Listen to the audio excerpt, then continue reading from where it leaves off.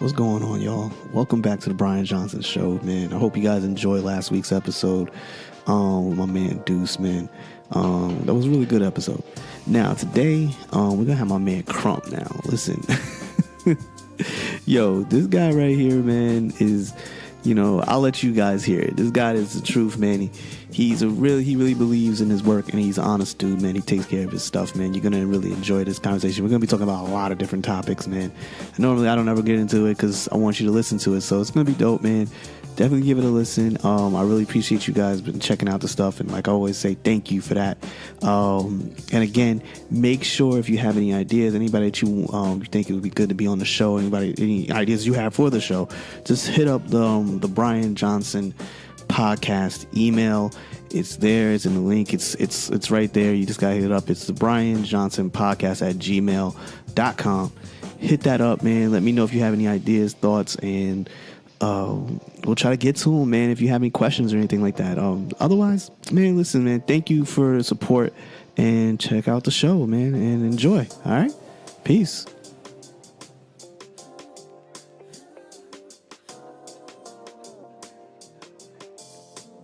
Hey, this is episode... You can hear the flames in the background. My man Crump is here today. This is my guest. He is smiling off the chain.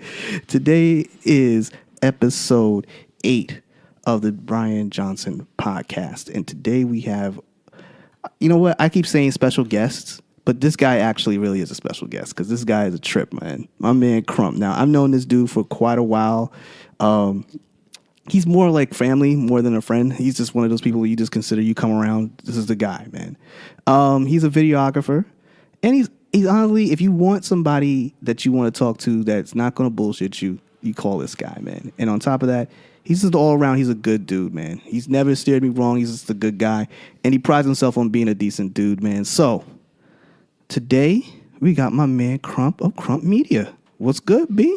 Tell you. Hello, everybody out there. How's everything? How you doing? Yeah, you hear the man. He wants to cough in the mic, though. I'm sorry. I didn't know I could do that. I didn't know I was supposed to do that. Unless you want to cough on trying people. to let my presence be known. Right. Crump, introduce yourself, man. Tell people about you. Yeah, my name is William Crump. I do a little bit of visuals. I do videos, photos, graphic design, brand awareness, anything and everything that might need to be shot or recorded in some way, shape, or fashion. So, here's the deal. Crump is a video mastermind. So, my first question to you is, what got you into this business? Well, it all really started so when I was a kid, I was really good at drawing. I'm originally from the Bronx, lived in the Bronx until I moved to Teaneck in 8th grade. Mm-hmm. But I was in a lot of art contests, won a bunch of drawing stuff like that in the city, and I just knew I wanted to do something art based. And then I moved to Teaneck, and then I was taking art, and one time, one of my art teachers was like, yo, William, you actually want to do art? We never knew that you actually liked art like that. And I was like, damn, that sucks. But it was just really hard being told to at 2:30 every Tuesday and Thursday, you have to draw some cool shit. And if you're a creative, you know that, being told when to be creative is very, very hard. You can't be art on demand. Yeah, it's never going to come out as good as you want it to be. No. So I guess the times I had art class, I just wanted to chill out a little more. Right. But then I took TV production and then made this little 3-minute movie my sophomore, junior year of high school called Drug Money, which was hilarious. Quite hilarious. Yeah, and then I learned how to edit and shoot and really be able to put together a story, and that's where I really, really fell in love with shooting videos and making stories, starting from the start to end, and then controlling the color and the emotion of the music that you choose to incorporate in it and stuff like that. Where did you start? At that point, you were starting your love for the passion for creativeness with, I guess, video work. I guess at this point, right?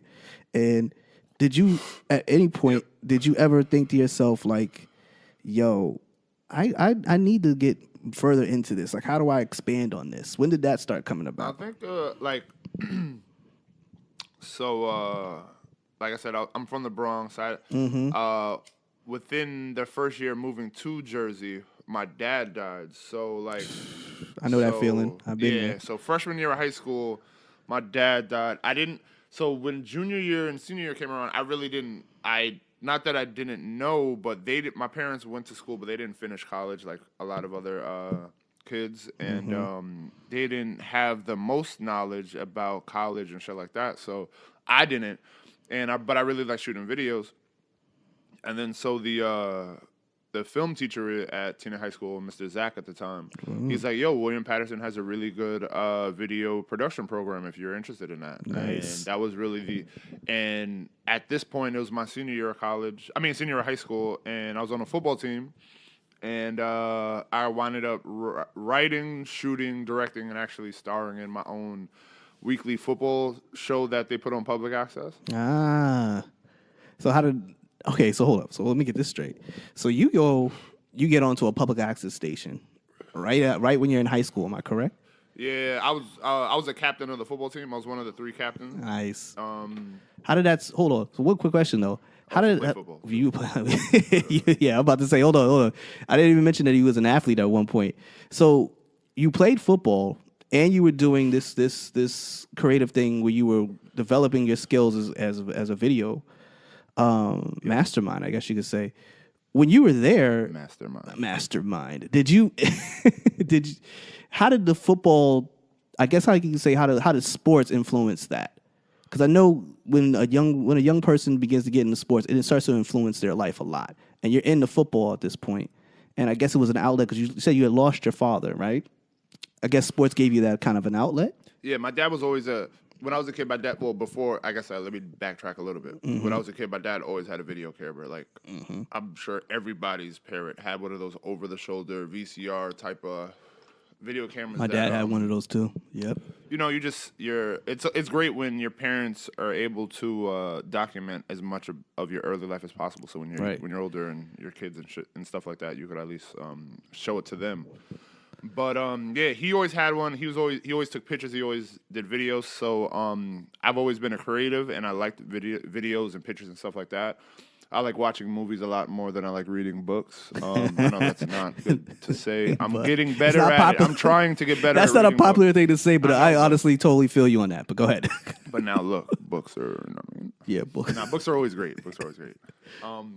But what was the question again? I'm sorry. I knew he was going to lose the question. The question was, how did sports play a role in your life at that point, and how did it affect you creatively? So at this point, the 2 biggest things I guess that are going on is playing football in school, and I like shooting videos, and I played sports. So the best thing to do was to try and incorporate the 2. Nice. And I that's good as you got that early. Most people never get that early. So the football coach was also the dean at the high school. So me being a part of the football team, I just went up to him, told him I was starting a football show. We had the high school had a TV studio with a desk and for 2 anchor chairs. So every week he gave me 2 football helmets that I put on the desk, put a football up, and I would get highlight tapes from the week before from our games, and I would chop them up and play it and put music over it. And what? I would never think to do that in high school. Are you kidding me? And we had a little commentary too. I brought my man in, and we had a little comment. My man Darnell, he helped. We had a little commentary, and we interviewed people. We brought in the coaches, we brought in players on the team, AKA classmates and stuff like that. Sweet. And it was cool. They played it. It got put on in with the weekly news program that the TNEC TV production class did. So that was cool. And I just stuck with it. I applied to William Patterson. That was the only college I applied to because I didn't really know what my mom just died. My dad just died. I got younger sisters. I wasn't necessarily trying to go away like that. My mom wasn't thirst for me to go away, especially she just lost her husband, so she's not trying to lose her son right now and go away. You know what I mean? I had no real desire to play football in college and the pros just because I I didn't start early enough, and I wasn't dedicated enough to the discipline that went along with trying to become, really, really good at football. So I wanted to work in college and make money. So I just for everybody let me tell you something. Crump. One thing about Crump that everyone understands. Crump is a man who he loves his creative work, but he's about his dollar. If you're gonna, he's not one of those people you can say he's not about. He's one of those starving artists. That's not gonna be Crump, my G. Let me tell you something. Crump is gonna get his money. Come hook a crook. He gonna get his bread. Instagram likes don't pay bills.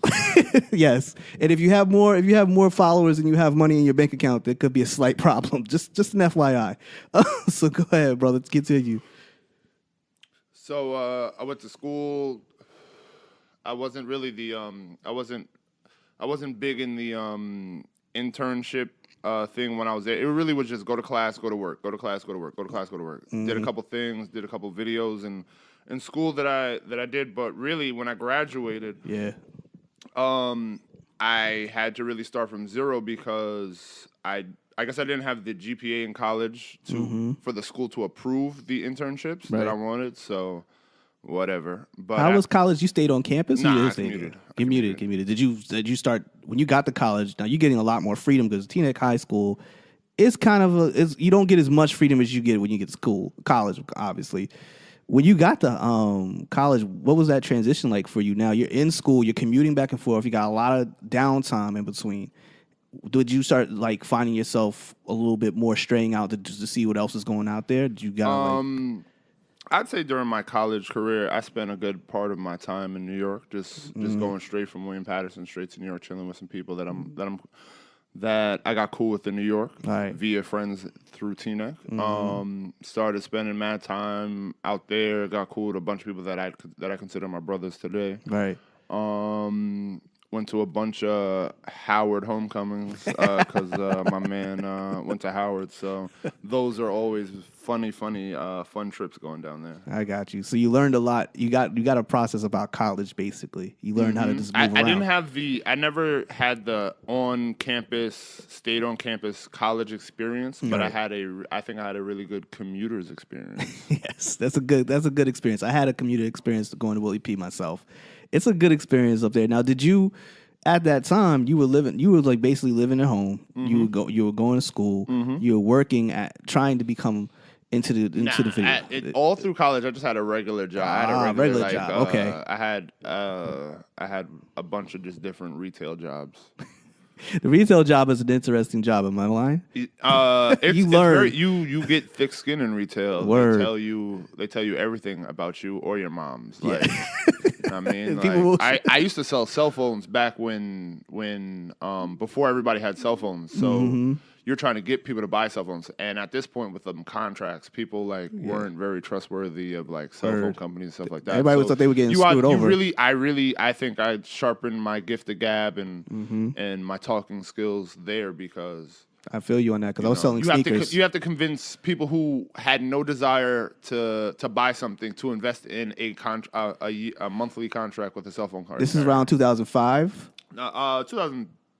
I'd say I graduated college 2008, so it's anywhere between 2003 to 2008. 2008, okay. Cell phones. I worked at GNC also. Yeah, I know the feeling. I worked at what's that place? Athlete's Foot back in the day in the mall. And you learn very quickly dealing with people that trying to get them to buy stuff is not the easiest play. You got to learn your way around that, and talking to people is not on a random. You're talking to somebody who doesn't know you. But you're learning how to sell, though. Yeah, you're learning how to, and you're learning how not to be so shy to talk to people randomly. You learn how to, because that 90% of the time, people aren't buying the product because they need it. They're buying it because it's a luxury item. They're buying because you sold it to them. Like right. There's something about you that really struck a chord with them that Right. Did you really want to? Now, did that help? That skill that you learned, did it help you further along as you began to try to get gigs for yourself in this field? Definitely, because it makes you stand apart because everybody has the ability to buy the same equipment, like camera equipment. It's all about your creative mind and what you can visually do and bring across that screen, and the way that you relay that to the people is key. Yeah, I feel you on that because I can tell you right now, it's not easy. It's not easy to be able to say, look, dude, I can do this for you. Here's what I can do, and just be able to market yourself in a way and speak for yourself. That's why a lot of people who I see who are in the visual creative field, they always need an agent or somebody speaking for them because they don't know how to sell themselves or even speak on themselves. Now, you're at this point. I'm guessing you're about to graduate from school. I graduated. Yep. 2008. I graduated. Yeah. Yes. Crump made it out of school, which was a miracle. And like, all right, so you're out of school.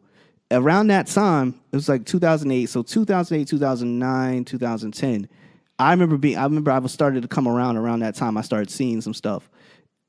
Basically, I started seeing that my brother was like starting hanging out with these people, and they were doing different things. Now, at that point, where did your career go? At that point, did you say, "All right, I got to go get a job now. I just graduated school"? Well, I've never been a 9-to-5 kind of person. Nah, I can't really do office spaces. That's and not stuff as like that. yeah. As long as I've known you, that's not even close to what you're into. I just really just put myself out there, and you know what everybody says, paying their dues. Yes. I went and interned at the Source magazine and worked there, not getting paid anything, but meeting people, being put in position to show my talent and network, and at that point, like, that's all they can really do, because I always say we're creatives. It's not like math where 2 + 2 is 4, and as long as you know how to do math, you could always be an accountant or something like that. Right. We're creatives. People have to pay you for your craft. They have to think that your art is good enough to be paid, especially paid what you want. So yeah, like. You're just getting better at what you're doing, and at this point, I'm shooting videos for local artists. I'm shooting for videos for people that I believe in. I'm interviewing rappers. I got to interview Lil Wayne before he got locked up in New York for his gun charge. How was that? That was cool. Yeah. That was fun. Like just being around different artists and the people that you always see on TV, like. I've had to spend 2-3 8-hour shoot days on different Rick Ross cover shoots for The Source before, and I remember when they were giving Chance the Rapper Rookie of the Year for his acid rap tape. Wow. We were in a loft in Brooklyn doing a photo shoot for like 6-7 hours. So you saw Chance very early on. You saw Chance like super young Chance. Yeah. Like wow. Super. Like I still have the footage. We were chilling like. I have the footage of him just like kickboxing in a fucking a loft crib. Like it's super cool. That's crazy. Now, you meet a lot of cool people, go to a lot of cool parties, shoot a lot of cool stuff, going to a bunch of different like Nelly fucking listening sessions. So you get a real good look at the industry. Literally anything and everything. Right. I've seen it all. So you were basically like a sponge at that time. Yeah, it was super cool. Soaking it up. Cool. Did you start to see? Like a lot of people, they get jaded by the industry. Did you say to yourself, okay, I'm cool with the industry, but I want to go more in this direction? Yeah, I've never really been an in front of the camera kind of person, right? Even though I was asked to be one. Yes, you were. I've never been super like if you see my social media, I never take pictures with the artists that I'm with. I don't really care to take pictures with the celebrities. I don't care about the glitz. I'd rather have really good artists and really good work in my reel and show that off than say, hey, look, I have 1 million pictures of me with said artist. Yeah. Like, well, how's the work look? And then they look at the work and it's trash, but I got a picture with them. I'd rather not have a picture with them. So you're not with the fame. Yeah, not with the fame. I dig that. I want the check. Want the check. Yeah. Like I said, y'all, Crump is not down with the starving artist life. Not even close. I've done it. I've definitely done it. Oh yeah, I was there. I was there. So at this time, so I'm doing a circling like 2008, so 2009. I remember us all beginning to start into the tribe. I call it the tribe because it was like a creative. It was everyone around us at that time, because this is around the time when I started coming around. We all were surrounded by a bunch of creative people. Everybody was trying to do something creative around that time. Right. Did you, at that time, what was your feeling like as far as like Take me to that place. Where were you at mentally in that place? What people are we talking about? We're talking about 2011. No. I hear the time, but which people? What? Oh, we're around talking what about groups? Dub Work, okay. Shaka, Okay. Everybody Tox, else, yeah. the whole team. AIM, Gordo, all them people. Yes. I never even met Gordo. Shout out to him. Shout out to my man D. Yeah. Like this was around the time where after college, I was just trying to build a portfolio of visuals that every young videographer knows that it's just easier to talk. Like people just want to see your reel. Yeah. And so you try and diversify your reel as much as possible. You try and do as many different types of things like corporate stuff, creative stuff. And during this time, mutual friends just put me in contact with people that were probably just a little older than me. Like if you're talking about the person that you had on your first show, Lenny, right? Yes. Yeah, he's a little older than me, but my older brother is graduated with him, and through my older brother and some of the friends from his circle, I got cool with Lenny, and he was somebody who was doing his thing with music, and we had a lot of mutual friends, and we started hanging out and got real cool, and it just wound up coming up organically because I had to get videos, I had to shoot videos, and I had to do stuff in order to be able to show other people and to get jobs and paid gigs. So so we just started working together with. He made music, and I, did the visuals for it. And talk about you contributing to the tribe, man. Contributing. Yeah, it's cool. Yeah. Did you learn a lot how to deal with artists and how to deal with people? Yeah, you realize that it's not, it's just like you have your own creative process. They have their own creative process at the same time, right, and it's all about. Communication. It's communication. It takes time. And you got to have patience. You got to have patience with people. Now, during that time you were moving forward, what things were starting to click in your head that, I got to start building I got to build Crump Media. I got to go hard with Crump Media. It just, the older you get, the more life comes at you, and the more responsibilities you have, and the more stuff you want to do. You just got to know that in order for that to happen, you got to be able to create something and start building that for your own future and legacy and stuff like that. I always say if you want to get somewhere, you're gonna have to start deciding who you are and what do you define yourself as. You define yourself as a videographer, am I correct? Just not necessarily just a videographer.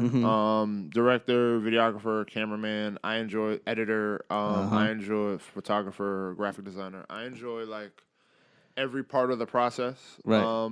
Something about every part of the process I enjoy, and I enjoy the prep. I enjoy the after process. I got you. Not a lot of people enjoy the after process. They enjoy the moment of shooting everything else, but getting to the technical side of things. That's one thing I've always said you shined at, because you go in there and you will. I've seen Crump sit there for hours and just go through tons of media footage and just go through it and knock it out. How did you find that place that you were like, all right, I can get there and zone out and do it, and just get there?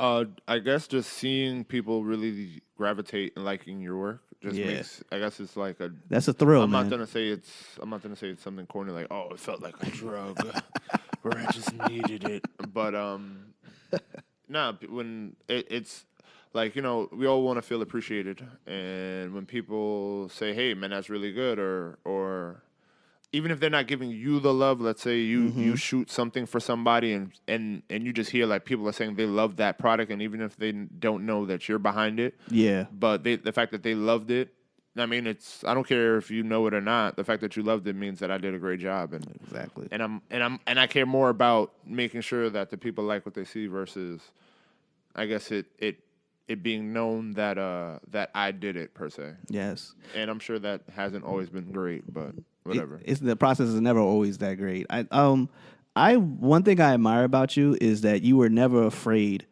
to voice your opinion about your faith and how important that is to you. I remember when one of Lenny, we're talking about Dub Work here. One of his albums, he had it was a whole sermon, a piece of a sermon in it. It's one of my favorite songs. and it was the beginning of it. And he told me, I said, "Where'd you get that from?" He's like, "Yo, Crump gave it to me, man. He thought it was really dope." And I was like, "Oh, it came out fire." I always admired that about you, is you were never afraid to state what your faith is and not be afraid to do that. How did that carry you when you had some rough times going through the process of becoming the success that you are at this point? I guess you could say I've been a church baby. I was born into the church. Right.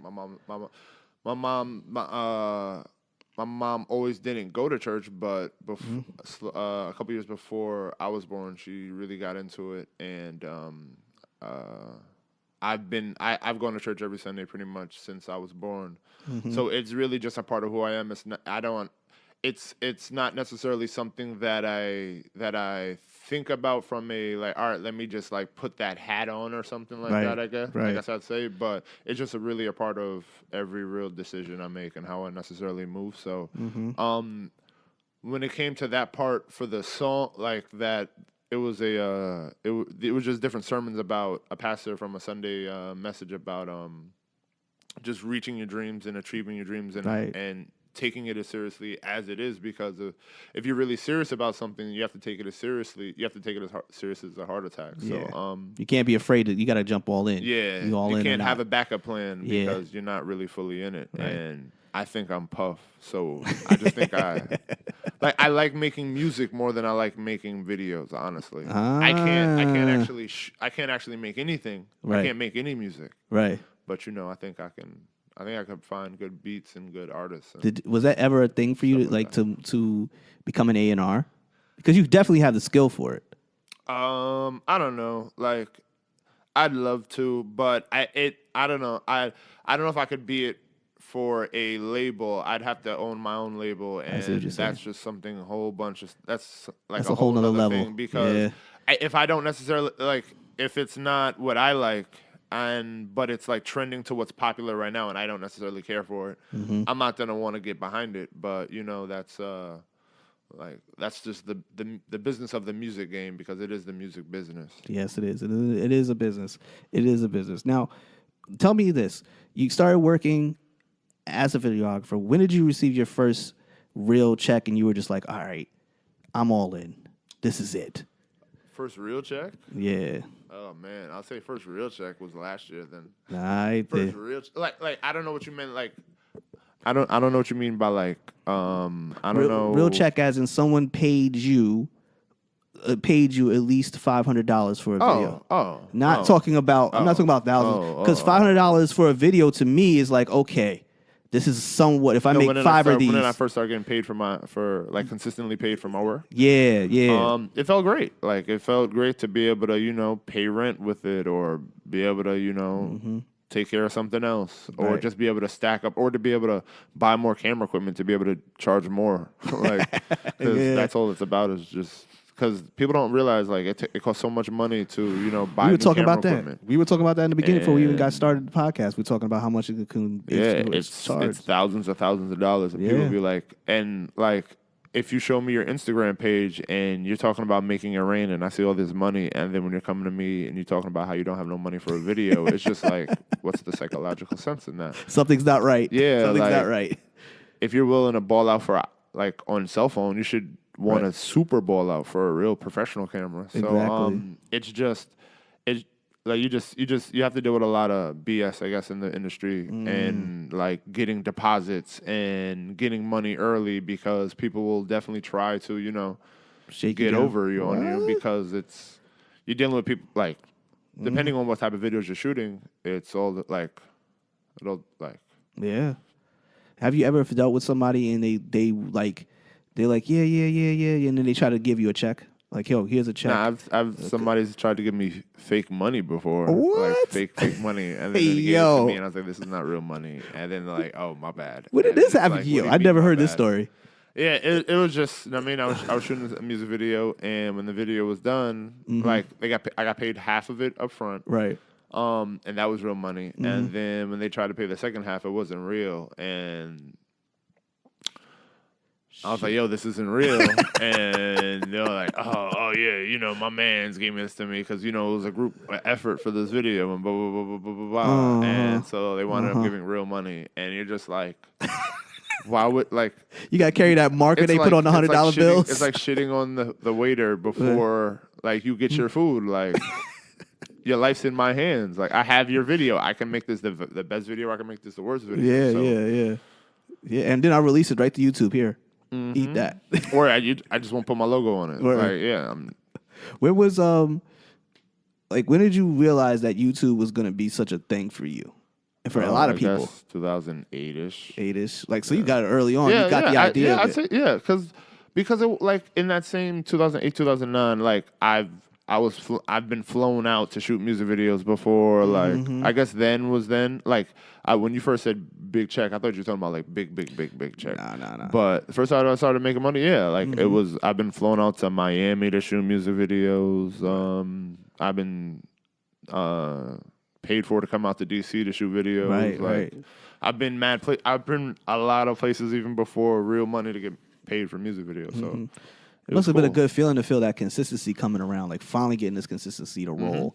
Because I know you see so many people that you started out with that have to let it go because like real life came through and they just didn't have the ability to just to wait it out because let's say kids or like life or like something real and they had to go get a real job and then they'll see me and they'll be like, yo man, that's what's up that you kept it going because like I wanted to, but I couldn't. And the fact that you did, and I see what you're doing now, it's really, really like commendable. Yeah, people get inspired, man. People get inspired by what you do, and the fact that you stuck with it. There was dark times. I remember a lot of times we were sitting in the Dubworks basement, and we were all just like trying to figure out what was going to be the next step. And the fact that most of the people that are still doing, they're still trying to do it and still doing it is an amazing thing, because it proves to the fact that we weren't bullshitting. We were about that shit and about that life, man. And that's important to me. More flair. We got fire going on in here right now. Can't really talk about what fire, but it's fire in here right now. So in this time, you have siblings, right? You have a brother. I have one older brother and two younger sisters. How was that dynamic as they see you journeying towards what you wanted to do? Was it like an issue with them? Like, yo, you need to be doing this. And why are you doing this? Were they supportive or how was it? Because you're the middle child, so that's never easy when you're the middle child. No, they were very, very supportive. I think we're all similar in ways that like myself and so I'm the second. Right. The third child, which is my sister, she's also a very big creative, and she's a graphic designer. She's been working since she graduated college for a multitude of magazines, graphic designing and stuff like that. Wow. And all my siblings have been very, very supportive. The other ones are more on the side, the more linear side. Yeah, I guess that's the way to describe it. A little bit more straight edge, just put it that way. Yeah. But they're definitely creative in their own ways. Like they're definitely creative. But they just wouldn't go into it for a profession. But I got you. Yeah. All right. Shout out to them. That's good, man. A lot of people get support from their siblings. I know my siblings, they support what I do, but it's never easy for them because they're just like, wow, we need to get this money, and they don't always support, but they stick with it, and I love them for that. Now, when you were getting in there, you're getting to the point where you're making a living for yourself. I remember you being like a very supportive of me, and I appreciated that because you could have shitted on me many times, but you didn't, and I supported that. Good energy breeds more good energy. Exactly. This is why you're more family than friend. Most pretty much people that you're going to see on this podcast, a lot of friends, but I got few people I consider fam. And when I saw the fact that you had finally like moved into your own kind of space in this universe that we live in, and you were starting to really begin to grow, you blew my mind when you were like, all right, I'm going to post this. And it was a post of you working with Damon from the Sharks. And I was like, oh, wow. Like, Crump just moved up a level here. I was like, wow, okay. When did that begin to say to yourself, like, okay, now things are it's time to, I'm moving in this whole medium fully loaded? So we gotta go back a little bit because I'm only in this position that I'm currently in because of other people. Right. So we gotta show them the love that they showed me and the faith that they put in with me. So just shooting videos, trying to get better. You know, Right. making a name for myself. I started working with my man. I believe you interviewed him, Fred Focus. Yes. So he's one Great of the dude. Shout out to that man. yeah. Shout out to Fred. He's somebody that I trust. One of the only people that I trust when it comes to working with when it comes to shooting videos. And we've always we've come together. We've worked on projects, joint projects. We always do our own thing, and we always come together. He's like my brother. So just me and him just working on videos. When I get videos, we put him in. When he gets videos, put me on. And he was working with Dave East. Yeah. And he brought me in to help him shoot a couple of videos with Dave East. Worked with him and his team, and just playing my role and just being supportive with him and helping him out when it came to anything with that with his videos with him. And by doing that, led to meeting a publicist by the name of Breon. Breon Robinson. Shout out to her. She's super big. Really, really great publicist. Has worked with everybody from Dave East, A Boogie, Don Q, YFN Lucci, PNB Rock. Literally, I saw a lot of that. Anybody and everybody. So I did see Crump was like. I remember I watched. I watched a story, and I was like, I see this dude moving with these artists, and I'm like, hold up. Okay, Crump. Like we see here, my man is moving. All right. I also shot a video for Ray J too. I shot a Ray J music video also. Yeah, I know. But so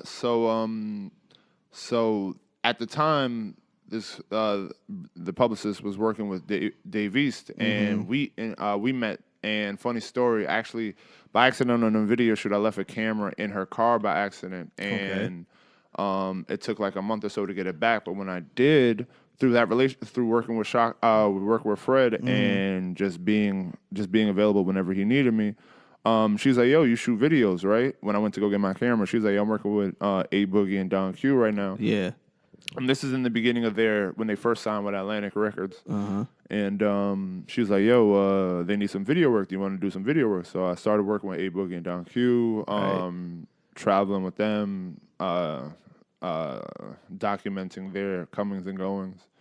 And then one night, she's at the studio with another artist, and in another room in the studio, Damon's working on some audio stuff that he's working on. Right. And his manager is in the public room with her, and they talk, and he's like, yo, Damon needs a videographer, and she's like, I know somebody named Crump. So boy, oh boy, how about she that? gives them my number, they call me, they bring me in, they see my work, and they're like, yo, you got the job. Ooh, you talk about story, boy. Happenstance. A lot of happenstance right there, man. That was dope. Yeah, man. Like, just be available, yo. Like, and always be positive and show people the respect. And then, I mean, when there's an opportunity, if you're good, you hope they'll put you on. Now, I have a question. Who inspired you? Because I didn't even ask that. I got the point you got you to get. Who inspired you to keep going? And what people do you look for inspiration, creatively and both mentally? Well, I don't know. Like, yeah, I wish I could say some super cool answer. Like, I guess I'd do it for because I guess I'd do it. I wish my pops was here. I'd do it for him to make him proud, make my family proud. Yeah. But I totally understand that. A lot of stuff I wish my dad was here for, man. Yeah. I don't know if I should have somebody. I don't know if I have anybody that really motivates me like that to do it. That sounds bad, I know. There's no video person that you looked at. I remember when I spoke to Fred, man. He had a bunch of people that he got like inspiration from. No, I get inspiration. I watch literally all music videos. I get inspiration from everybody. Like I just saw the Kendrick and Future. And Kendrick, Future, and then J-Rock. I saw the video for that. That was pretty interesting. It was a dope video. Yeah, that was a pretty dope video right there. I don't know. I just like more. I guess since I went to school for film and I had to do screenwriting and breaking down films, I like more story-based videos. So any kind of video where it's pretty much telling a story for the most part, Right. I enjoy those. Where it's just the artist in front of the camera, just like, like performing. I don't really care for those that much, but storyline based videos pretty much almost always get me. I got you. I'm a little drawing a blank right now. I'm trying to think of some story based videos that I've seen that I was just like, yo, this is amazing. I forget the exact one, but there was this Schoolboy Q video from like his second album where it was just from the side of the car. Right. It just trailed the dudes. Oh, that going was through amazing. Cali. Yeah, that shit was fire. I was blown away by that video. I was like, yo. I sometimes wish MTV would bring back videos again like they used to. Yeah. I wish the BET would bring back videos like they used to some days. I mean, I think that's a lost art. But besides videos, it's hard nowadays because video, like viral videos, are more popping than super thought out videos. I think. Can I ask you a question? Though? Yeah, sure. How important is World Star to the videography field? It has nothing to do with me. No, I'm talking about in general. It's great for the artist. I think it benefits the artist the most because they get to promote their music. Like, I'm not gonna pay that World Star price to show your music video. I guess it'd be popping to show off like a reel from me. Right. But people aren't willing. Like, if they're not willing to pay, like if it's not a New York based artist that likes it, let's say it's an artist from Cali that likes it, right, who's willing to pay me some money to shoot a video, he's not willing to pay for me to come out there in my flight and then the hotel and stuff like that. And he probably just could get one that's closer. So I got you. That makes a lot of sense. That's why I'm trying to continue to just go into the corporate field. I feel you. The corporate realm. Now, speaking of which, what kind of things are you interested in besides making videos? Are you interested in making documentaries? Because you like storytelling, or do you want to do your own kind of web-based show? Maybe I'm trying to get into more original, like my own content. It's just been for the most part right now, just working, trying to. I don't really care for shooting. I don't really care for making a feature-length movie. Okay. That's not really up my. That's not something I care for. Right. But I like short-based stuff. I like. If anything, like a little short-based stuff, like 10, 15 minutes, if anything. Would you ever shoot a sitcom? Yeah, I like sitcoms. Sitcoms, okay. Like some you would do a comedic one, or you would try to do something more lane of like something a little more drama side? Nah, I like comedic. Comedic, okay, I got you. Did you ever think about shooting or producing your own show on YouTube? For that reason, or you just want to stay off that kind of thing? I like for the fact that I don't really care for it to be in front of the camera. I'd rather not like. I'd rather work on somebody who's really passionate and has the show set up where they just really need a really good shooter production crew to shoot it. Right. Versus me trying to think of it and then put it all together. Right. I'd rather just have that already done where I don't have to worry about that, and I know it's something good and solid, and I just have to come through and shoot it. All right. I got a quick question for you. When you look at things like that, was there ever anything that inspired you from the film world that you were like, yo, I would love to have done this? Yeah. Movies? Yeah. Oh, well, I love gangster movie genres. I love Goodfellas, Casino, all those. Shawshank Redemption is my favorite movie. I get on my That's girl. my favorite movie of all time. Shawshank Redemption? Yeah, that movie's great. I always say, I tell my girlfriend all the time, the fact that she's never seen The Godfathers blows my mind. I'm like, I don't understand. Crazy. I don't get it, but whatever. Yeah. But she loves Goodfellas, but you never seen The Godfather. Still blows my mind this day. I still love, I love Menace to Society. I love all, Paid in Full. I love them all. Killer Season. You know what I mean? Hold on. Are you Juice? Are you Juice? Or are you New Jack City? Which one do you think was more impactful? For me, I love Juice. That's me. Juice just because I'm closer to that. Yeah, that was closer to us. Yeah, exactly. I like Juice too. I always said Juice and Menace to Society. Now, were you Boys in the Hood or you were Menace to Society? Menace to Society. Menace to Society too, right? That's crazy. I always ask people. Some people are like, oh, Boys in the Hood was so impactful. I'm Boys in the Hood is great because it's the first one, right? And it had to be a super PC version, I think. Yeah. But I think Menace to Society is a raw version of the same story. Exactly. It's basically a much rawer story, but it's like you really get into it on Menace to Society. I was like, yeah, this is legit. You ever saw Blue Hill Avenue?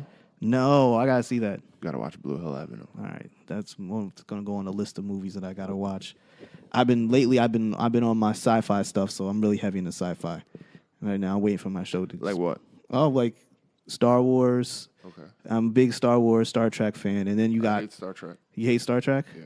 I've seen all the Star Wars though. Okay, what'd you think of the last one? The one that literally just came out? Yeah. I didn't see that one yet. You didn't see that one yet?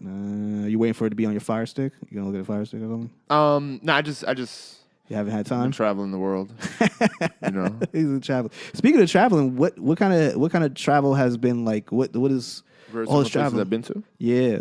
Well, basically, what places have you been to and how they affected your life after coming back? I just came back from Italy Mm-hmm. and Paris. How was that? That was really nice. I went out there to shoot a couple commercials for this wig company that I work with.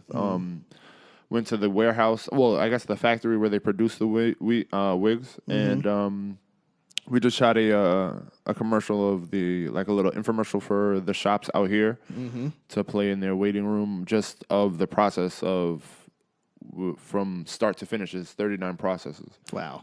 And so did that. We brought a model out there who wears the hairpiece, and we shot a couple commercials out there, and just in and around Milan and Bologna and Paris.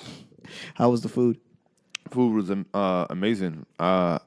If you know me, you know I don't eat cheese. Yeah. Unless it's pizza, but I consider pizza its own thing, like Right. separate. But I only like pizzeria pizza. Right. But they had like cheeseless pizza, and that was amazing. That's Milan is like a dream of mine to go to. I want to try to reach out there, but I want to go to a couple of places. I got a couple of places I need to go to before then. Now, when you were out there, how was that culturally for you? It was cool. It was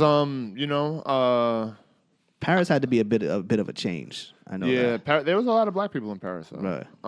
There was a lot of black people in Milan. Like Milan had the most black people I saw out in Europe when I was out there. Nice. But the two parts in the Bologna, where I was shooting in Spain for the most part, it was pretty much just all like Caucasian people. Wow. But I'm fair skinned, so Right. they don't look at me that crazy. Did anybody now like me? I know everywhere you go, someone's speaking Spanish to you because they think you're Spanish.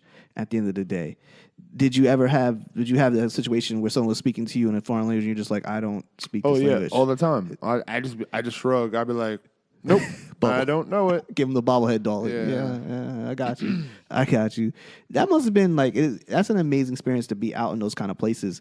Did you say to yourself, I want to come back, not in a working sense, but just come back on vacation, maybe go see it? Yeah, definitely. Right. You don't really get to really take advantage of the land while you're working, and but you do take into account like, all right, I would want to come back so I can see this, and I want Right. to see that, and I want to see that. So you kind of have an idea of what you want to see when you do come back. What kind of places do you want to go to next? Um, If you had a choice today, if you had if I gave you $1,500 to go wherever you want to go, where would you go? I don't know. I don't know. No idea. No idea. Spin the globe and just land my finger on one place. Africa. Africa. South Africa. I'll go to Johannesburg. Did you see Black Panther? Yes, I did see Black Panther. What'd you think of that? I thought it was a really good movie. I'm a big Marvel guy, so I love that shit. So seeing that was like, oh, this is amazing. Nah, Was that the best superhero movie you've ever seen? that's a deep question because some of the Wolverines were really good. I hate to say it. I'm gonna be honest with you. Like some of the Wolverines were better, but I think they gave more character to Wolverine than you got with this. I think you got an overview of what the whole world was. So I think the Black Panther himself was overshadowed by Wakanda, and the whole storyline was like very big. And then in this, because I'll tell you the truth, the Dark Knight, the Batman Dark Knight was a tremendous movie with Joker and how that storyline was played out. That movie's whack. Hater. The third one is the most. No. The Joker one is wild overrated to me. The first Batman is the best movie. The very first one with Nicholson. You talking about going back that far? No. The first one with Christian Bale. Christian Bale. Okay. The one with Liam Neeson. Okay. That was good. That was good. Shit, I didn't think about that. But no, the one where They had my man Heath Ledger. I'm guessing, right? Yeah. It was alright. It wasn't that great. You didn't think it was that great? I don't think. I think it's a little gassed, but I think his passing gassed it a little bit. Yeah. I think his passing. I'm sure. I'm saying, listen, R.I.P. R.I.P. him. I just, how can I put this? I think some of the Wolverine movies were better than this. That's cool. I just think that it was the best visually shot movie I've seen. That's great. Yeah, I agree with that. Yeah, that's a fair point. I don't. What can I say? I mean, I liked the first Superman, not the one I'm talking about. The last one that just came out that he had where, he fought Zod and everything. That was my joint. I love that damn movie. But that's just me. Sometimes you gotta like what you like. Now,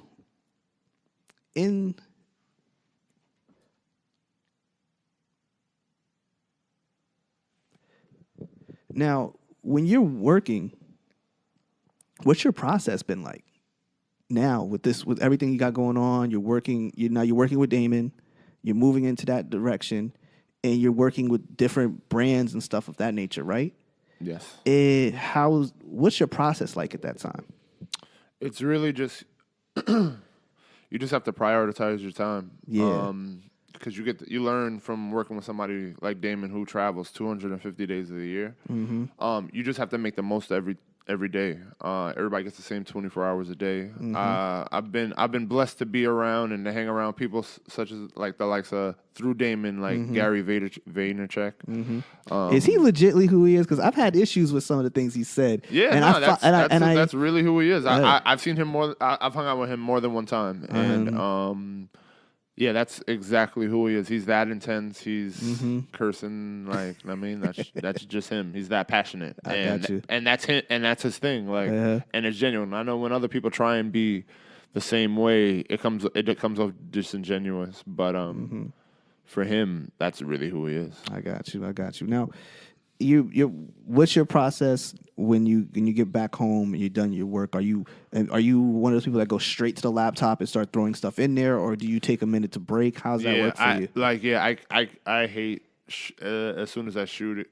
As soon as I'm done shooting, going home and editing, I gotta let it breathe. Yeah, I'm like that too. Let it chill for a day or so, and look at it with fresh eyes. Because if I look at it right after, I just don't give it the attention to detail that I would like to. I got you. You got to give it time to breathe, time to think about it and stuff like that. I'm learning that now as I dig deeper into photography, not to go home and get too attached to a photo right away. It's not a good thing because at the end of the day, you need time to look at it. You need time to think about it. Now, I have a question. When you go into your work, how would you give advice to someone who's just starting out? I would just say just go out there and shoot and edit as much as possible. Not everything needs to be posted for the public to see. Yeah. I just feel that in the beginning, whatever you're trying to do, whether it's video or singing or mm-hmm.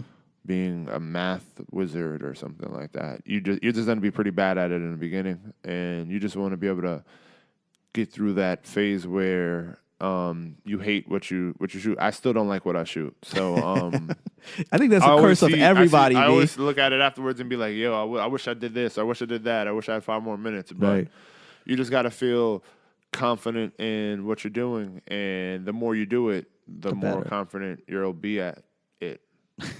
So, okay.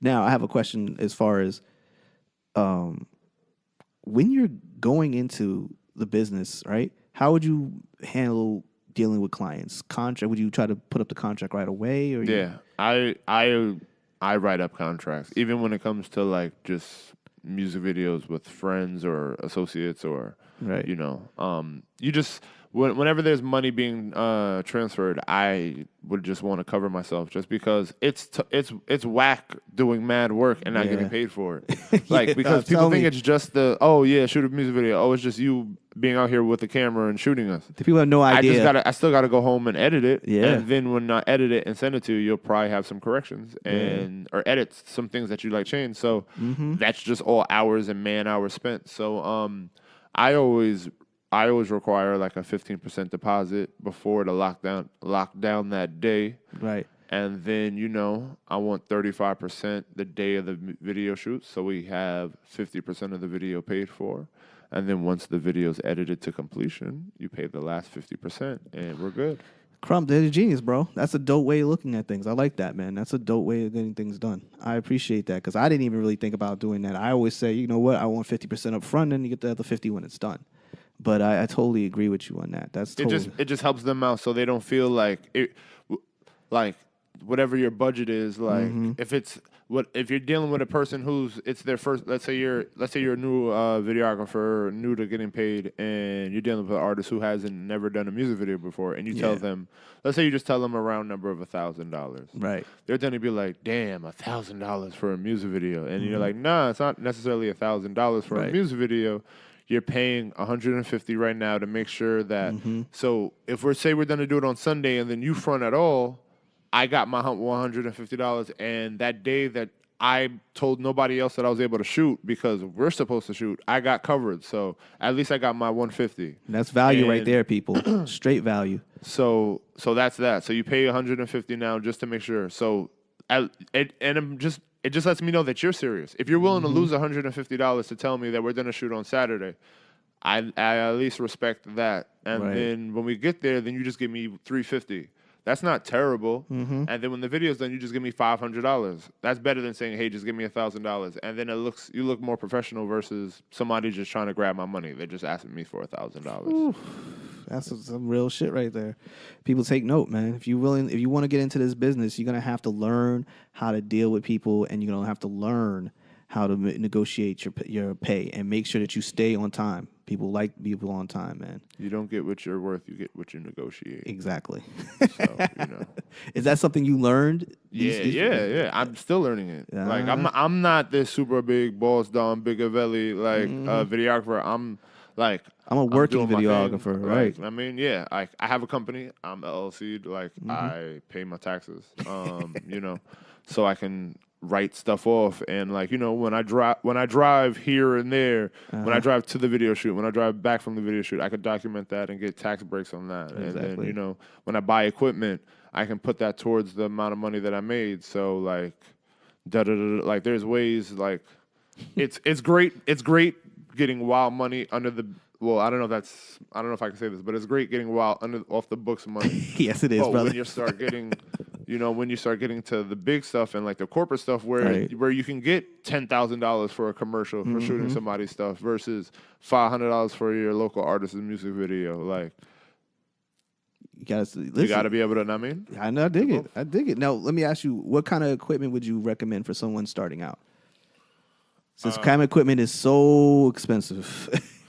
I would say at least if you're trying to do some blogging, some photography and video blogging at the same time. Yeah. I would say some kind of a Canon or kind of Nikon or a Sony camera that they have those little bundles that are at B&H or at a Costco where for $600 or $500 you'll get 2 lenses, a camera, a stand, a memory card, and a light or something like that.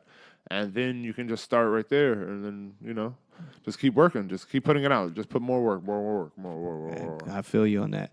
And you're absolutely right because I started out with a small ass camera, and I started out with a $500 camera. Yeah. I started out with a Canon T2i. Yes. Yeah. we talk about this. You know anything about Canons? I started out with a Canon T2i back in the day when I first left college. I remember they were like, yeah, $500 for a camera. I was like, damn, that's a lot of money. And then when I started to work with companies, they're like, you need a little better. And then I went up to a $1,700 camera. And then I was like, damn, that's a lot. Then I went up to a $3,500 camera. Yeah. And now I'm looking at $10,000 cameras. And all that will pay off once you start getting paid to do your work. Don't get a $10,000 camera. No, don't start out. I learned this the hard way. Get the camera that you can afford and then work your behind off so you can afford better. But you got to start with what you have and work with what you got, and then you'll get somewhere else with it. You just got to give it time. Keep rolling with it. Keep going with it. So, Crump, now you've moved on. You've got yourself into a good place. Tell me what's going on for this year, man. What should we look forward to, man? Oh, I'm just trying to continue to add more and more clientele, and you know, expand my business. That's pretty much it. Like, you know, just keep working, expand the keep business, working, and keep traveling with work. Should there be anything that we should be looking forward to coming up, or you just like right now, just doing any passion pieces that you might be putting together, anything like that? Nah, nothing right now. Nothing that I want to release out there in the world right now. So we just gotta stay tuned, right? That's what they say. Stay tuned. tuned. Stay tuned. Okay, Crump, where can they find you, and what else can we can expect if there's anything else? You know, you can find me on the social medias, Instagram and Twitters on @Crump Media Works. That's CRUMPMEDIAWORKS. Crump Media Works, no underscores. Where did you get that name from? Yeah, Crump is my last name. Right. Yeah. So, and you want the media works, because obviously. Yeah, because I do all types of media. Yes. Crump is universal. Media. Yo, okay. So, one last thing I want to say, man. I want to say thank you for coming on the show. My pleasure. Thank you for having me. It. I never thought I was interesting enough to be interviewed. you listen, bro. You're a creative. And I think I sound horrible. So this is gonna be that's normal, great. bro. This is gonna be. I'm gonna love hearing myself. Oh, it's going to be here, brother. Yes, it's going to be here soon enough. You're gonna hear it. It's gonna be out. Listen, is there anything you want to say to the people before we go? You know, follow your dreams and all that. You know, like just because it seems like it's hard doesn't mean it's impossible. Right. And I like yeah, pretty much just go all in, jump all the way in. Whatever you want to, if you want to do it, you could do it. You just got to go hard, and you'll probably not succeed in the beginning, but that doesn't mean that it's not. Gotta be afraid. You can't be afraid to fail, baby. Yeah. Failure is a part of the game. All right. Well, listen, everybody. This has been episode 8. Ocho. I can't believe I got him up here. Episode 8. This is craziness, man. Episode 8, the Ocho. I got my man Crump, man. Thank you so much, man, for coming on the show, brother. You already know. I appreciate you, man. And I want to also say, man, thank you to everybody who's been tuning in. I really appreciate it. I know this is still a new podcast. I know you're still getting used to things. Just thank you for tuning in. And man, stay lit. Stay lit. Stay lit.